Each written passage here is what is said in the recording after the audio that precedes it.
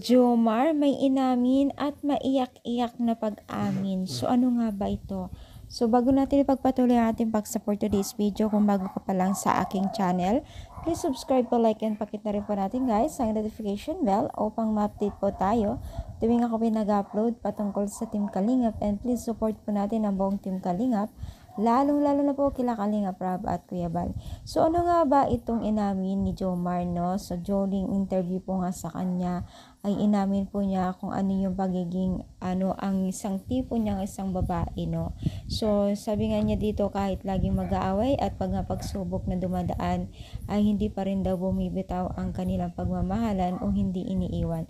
Ayun po yun ang hinahanap ni Jomar, yung kumbaga guys, kahit ano pong hirap po ang kanilang pinagdadaanan ay dapat ay magtulungan at dapat hindi makipaghiwalay or iwanan, no?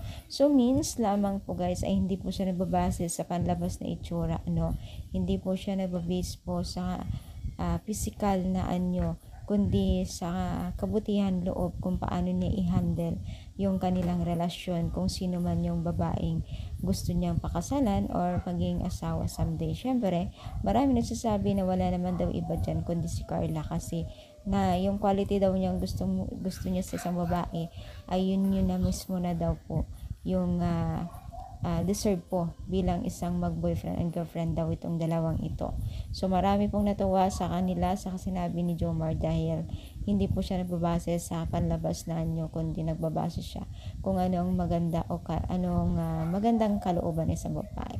So ano sa masasabi niyo dito sa ating pag-support to this video? Natuwa ba kayo o kinilig? Comment down, palike po ang ating video. Thank you so much guys, more power and God bless po guys. Thank you and God.